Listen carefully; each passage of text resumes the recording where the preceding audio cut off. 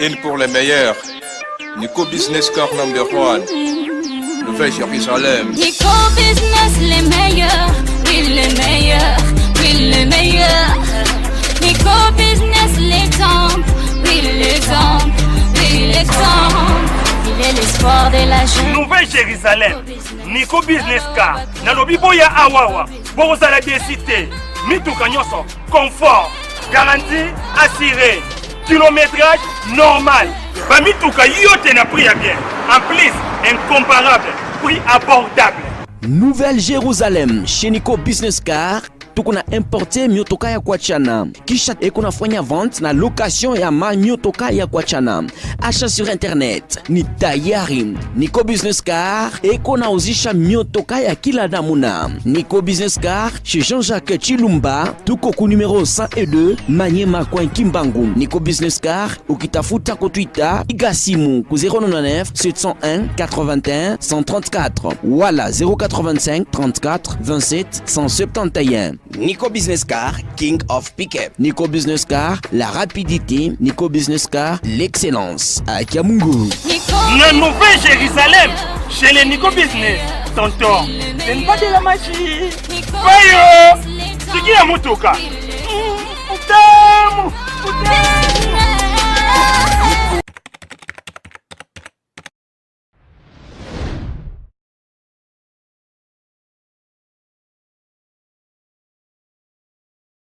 Pour les rendre opposables à tous, oui. Non-respect de la durée de la session qui est de 15 jours et non-publication de l'ordre du jour de la session. Wana tobosanaki, vous avez vu que la durée de la session est à 15 jours. On va continuer ce qui est un mois mobimba, va violer encore le statut. En deuxième lieu, nous réclamons les sanctions exemplaires à l'endroit de tous ces fauteurs de troubles pour 1. Tentative de renverser les textes et les organes du parti. Tentative de destituer le président du parti élu. Violation des statuts du parti. Troubles d'ordre public avec des cas matériels et humains. Utilisation des armes blanches pour exécuter leur putsch. 3. Nous demandons au président du parti de faire tout dans un bref délai pour convoquer la première session ordinaire de la CDP le premier lundi du mois d'octobre 2019 en tenant compte des exigences des textes du parti. 4. Nous restons fidèles sans égratignure aux textes du parti qui nous régissent, aux organes mis en place et à leurs animateurs. 5. Nous déclarons notre détermination de soutenir et de reconnaître Fachi comme notre président élu au congrès du parti et qui est aujourd'hui président de la République. Maboko.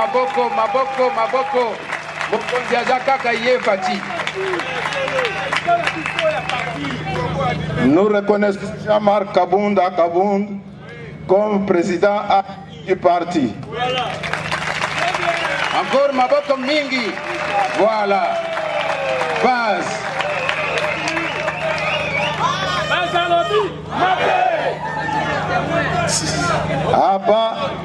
À bas les putschistes et leurs mentors de l'intérieur et de l'extérieur du parti. Je vous remercie. Boyoki, Maboko Makasi. Oyo bino bolobi. Ekotika la libela. Boyete. Bokanisa ba papa, ba mama bilenge. À la mort de notre chef, Motomoko a pensé que biso chance de que parti yo et que résister. Batouana bazalaki, wat. Et même au lieu de ni bazonga simake bawe batikalaki babundi bamemi parti na pouvoir biso fait que de profiter non balobi même le pouvoir bazui il faut tokoisa yango boyebi ke ba mama balakala ke bango mabawa mkolo tozalaki awo soko moni mama akomi kobeta boye azoko iba soki utaki awa te soki utaki wapi te awa UDPS viva! UDPS viva! Tozali koyebisa na bapanzi sango malheureusement bayete mingi ndenge tokanaki. Le torchon ne brûle pas à l'UDPS. Ils doivent changer le titre na bango à partir des explications que nous venons de donner. L'UDPS est organisé. Ce qu'il y a eu, c'est quoi? l'UDPS a été agressé. Nous avons eu l'agression de certaines personnes, mais le torchon ne brûle pas à l'UDPS. Pour les fédéraux, Funa Grégoire Massombo Dontoni, Lukunga Claude Kabalamimba, Moamba Mathieu Kassanda Kachama et Tchango Minge Kwete Willy. Nous vous remercions. Merci de votre soutien. Merci. Que Dieu vous bénisse.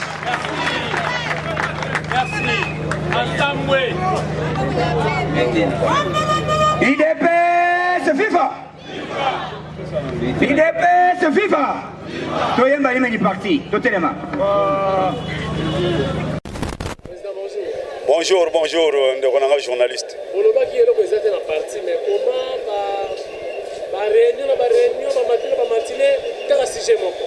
Réunion autour de Salama. Ils ont 4 fédérations qui ont composé la ville à Kinshasa. Après, si Manabiso a la déclaration, Bango peut pas la déclaration. Ils ont réunion. C'est une déclaration. Pour nous démystifier, semi bantu oyo basekui. Semi bantu moko aza na lemba. Mususu azalaka ministre ya fonction publique ya kabila oyo ya matama oyo ya kuvo ya kufa wana. Bango nyonso basekui. Basali parti na bango lokola semi bantu ya lemba. Ya se asali parti politique na ya pesi yango kombo UDPS le peuple. Siko problème na ye za nini lisusu na UDPS Etienne Tshisekedi. Il y a le peuple d'abord. Mais na linga kotanga comme on a semi bantu kasi aza mukoseti. 1,28 m. Réels attendent qu'on a une déclaration. Pour biloko nyonso basala ki ba wakwenda ba Jacquemain Chabani alias $300,000. Alias $300,000. Ya ba carte ba pesa ka na fait docteur Etienne Tshisekedi. Azombongo na détourné allié. Vous comprenez tozo tuna boyi. Ce qu'on y mbongo, UDPS salaire les alakate. Mais kende pas présent Félix Apeso Moussala, aux la ministre, aux la mandataire. Kuna nembongo ezali. Mais pourquoi bazo wela na UDPS? Bazo kosani na UDPS. C'est-à-dire bazana quoi bazo préparer. Bimba mbala nyoso akala bima voiture to boaka nyoso akukufa. Nde sekui ezoya. Alors c'est pourquoi le parlementaire debout, l'œuvre de Etienne Tshisekedi, et c'est Télémaki et sa déclaration que Batouana, Baza aventurier, Baza Ebi Bangote, Biloko Bazo Sala Toebi Angote. Alors, Tozela qui tourne sur quoi fédération, le 4 fédérations à Kinshasa, Nde Sali déclaration Lelo, Oyoki déclaration na Bango. Vraiment, apprécié Misala Basali na Bampakaoyo. Basali déclaration, moko vraiment, na sepeli nango. Oye, Talisi, ba décortiquer l'article batona bazoko tambola nango. Ce sont des putschistes. Jacquemain Chabani. Na papa wa kwenda asi alembi. Nakobeta mbele na bakombata o baibi kosala po nani kisi apota libumu. Bacha papa wana. Papa moko lemba. Ye pe azana mutu ya ba Jacquemain Chabani. Bako réussir ku wana te. La base de l'UDPS est debout et déterminée ya ko mettre bango hors d'état de nuire. OK. Maintenant on va sanctionner la sanction, là on sanctionner. Qu'on sanctionne nani?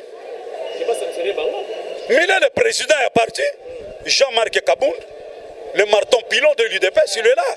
Il y a qu'on sanctionner bango. C'est quoi l'ingénieur a sanctionné? Le président du parti de l'UDPS, c'est Jean-Marc Kabound. Président Félix a pensé qu'il pouvoir nyonso avec effectivité. Oyo et Pessameli na président du parti. C'est pourquoi Oyoki a nommé secrétaire général Augustin Kabouya le micro d'or. Moi na base, auti na base, exacte que mi kimbamba la balokoti na pembeni te. Nomination est salarié d'abord. Nomination Salinga Sengo. Puisque je le connais parcours na Union Songa na Ibiango. Azali Moko Nangai, c'est mon compagnon d'élite. Il est passé secrétaire général, mais comment on a kozala na Sengote? Nazana Sengo sepeli. Maintenant, je comprends maintenant que banguna nyoso bakoya po babeta UDPS bakokokate. Tuba mubake yo sali parti politique na yo. Olobi UDPS le peuple. Ce qu'on nini ni susuko ya susuko. Yo le besoin la parti politique na yo. Au moins que les équipes moko bakeko se constituer na bato bakimaka bake parti. L'air bayoki tozi pouvoir babandi ko ya papa bako attaque chef de rite. Même administrateur ya zan bako zoate biso telemeni bango nous la base. Encore bayoko kutana nanga. Au moins tenenge na zo ebisa bato bazo sala ba ONG. ONG salango na avenir na yo na commune na yo siko fandi. Kende kwatere batu place au fandi, ça celui de PES. Ngana zolo bango zali coup. Pour qu'on ne parle pas de l'UDPS. Il y a prolifération des ONG. Fachi, Caleçon, Fachi, Moutou Antaba, Fachi, Soutien, Fachi. Mais Babylone ne kende ko salango. Ceux qui n'ont pas kende ko salango. On a boumbu salango. Mais ça c'est le siège de l'UDPS, c'est ça ONG. Tout ça nous comprenons. Notre habité, mais tu connais bien Bakonzi. Mais Babylone ko zana ba siège na bango bande ko ne ko salango kuna. Pas venir nous ici. Ezana ba mususu ba utaki poto baza ko attaquer ngaba lobino. Président Jacob a porté plainte. Oh, porté plainte le Lumbe. Ah, yo ebingate. Lumbe. Moko tamai. Oko tamai. Ah, nazo kende. Dans une semaine, nazo kende Lubumbashi. Na kei po na pour dynamiser parlement debout.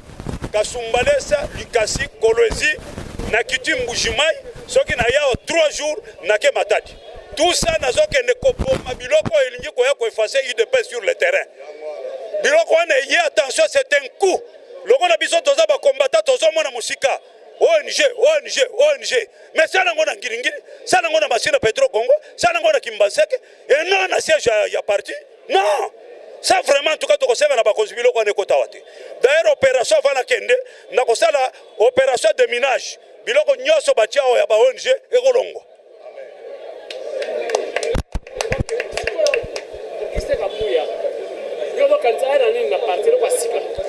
Augustin Kabouya, mais quoi porter respect à texte, respect à statut à parti. Vous comprenez? Koya lokola tozaba nyama na zamba te. Lokola nenga mwa papo ya mukuse na Jacquemaine Chabani babandaki koya. Non. Avec Augustin Kabouya, pas question parce que charge nyoso wana ezalaki na le marteau pilon Jean-Marc Kabound. Tala mukumba nyoso bapesaki. Azupeo ya mboka. Asimbiango non. Quand même, il faut atika mwandam et que nous connaissons Augustin Kabouya. Le micro d'or, le balein, le requin na kati ya océan. Ministre de l'Intérieur. Et Kosim, moi je le connais, c'est mon compagnon d'élite. C'est mon compagnon d'élite. J'ai commencé dans l'UDPS depuis 1987. J'ai l'expérience. Nayebi batunino bakoti kosimba ngwende. Pona kobeta nzela tokende. Mais Augustin Kabouya kobeta nzela tozokende. Question ngo uti pala ngati uti pala etuna yesu. Usana pona tuneke. Siko batu bazolo balwa bati bamubaki babaki na bachi balabali bazonga na parti. Ou est-ce que zolo bali pona bango? Non, il faut qu'on respecte le statut. Nous sommes des démocrates, un parti démocrate, c'est-à-dire nous sommes différents avec d'autres partis politiques. Au moins, dans parti politique Moussoussou, il y a la pensée unique. Mais chez nous, tout le monde est sociétaire. Mais bien qu'on a besoin de lobby boy. Kokota na de pesa za pamba. Kobima pesa pamba. Ce qu'on dit kozonga, eza nanzela moko mi balete. Ce qui olongwa ki ozala ki président fédéraux. Kozonga na kozala président fédéral te. O kozonga na base na cellule. Ce qui alingi aya ngala diriger Mubaki aya na cellule na diriger. Voilà nzela za kamoko, nzela monsieur ezate. Merci beaucoup. Président Kassanda, bonjour. Bonjour. Président, mon la pression wa discours ya makasi ba français Cuba. Problème ezali oyo banguna ya parti balingaki balakisa ke l'UDPS, le torchon brûle à l'UDPS, il y a division, il y a Mobulu, yango nde biso bato tokambaka base toye lelo kolimbolola base na mikanda ya parti oyo ekambaka parti ke bato wana bazali banguna ya parti baza basorcier e baza na place te na kati ya parti kimi aza na kati ya parti bato bazalaki apa na bino toye bakombo na bango bamosusu bakendeki bazongaki kombo kwa basorcier. Ah merci. Oyebiki le DPS 37 ans de combat endurance ekozala ndenge moko na bato nyonso te mingi balembaki bakendeki kuna sikoyo bayoki ke tozwi pouvoir bazongi mpo baya kotorpiller pouvoir yango wana toyebisi base nous allons les déboulonner. Oh. Donc déboulonnage to banasiko ngata IDPS. Mais notre chef l'a dit au niveau national dans les institutions du parti et dans le parti parce que le déboulonnage c'est quoi? Oyo baza kotosa mibeko ya mboka te. Ils doivent être mis hors d'état de nuit. Bamonaki déboulonnage net kaka ke kolongola batu ya Kabila ne bangsaki batu. Yona kama ke déboulonnage comme na IDPS. Non. Le mot déboulonnage vient du français. Biso toza ba français te. C'est que partout on déboulonne. À l'UDPS on déboulonne. Dans les institutions étatiques on doit aussi déboulonner. Donc bato wana toko déboulonner bango. Oui, le parti le mieux organisé, c'est l'UDPS. Et le parti qui a des statuts et le règlement intérieur, ceux qui ont aussi angoté. Mais sanctions, écoute, on a mikanda ou ezak kamba parti. Eza motute. Base au moni yo zala ki témoin. Au moni base nenga réagir. Basengi tango na lobby, toko déboulonner bango ba lobby nini. Lobby la bandela lisusu bis. Ça dit que c'est la volonté populaire. Sikoyo na lingna yeba. Bato balobi que les torchons brûlent, les torchons ne brûlent pas. Mais comment bande comme mususu baye na ba machette kokota na kata parti. Voilà. Qu'est-ce qui se passe au juste? Une très bonne question à laquelle je réponds immédiatement. Mon frère, sachez que l'UDPS a comme méthode de combat la non-violence. Mais ce que Moni Moutazu machette, c'est qu'il n'est pas dans l'UDPS. Parce que nous prenons la non-violence comme méthode de lutte. Alors, ceux qui réellement bazaki batoyi de pes, machette, c'est clair.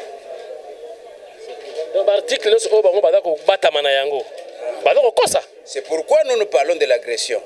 Ceux qui sont à Lingomba Moko, la CDP, la Convention démocratique du parti, est un organe de concertation. Mais quand Kolobato Safanda ici Kamoko, tous les mécaniciens, oya, po, torchon est brûlé. Mais Bango Bakeiko, senga kopesa ba machette na bakuluna bango moko bakuluna po bazokisi ba combattants. Il y a eu des dégâts matériels, mais ils répondront de leurs actes vis-à-vis de la loi.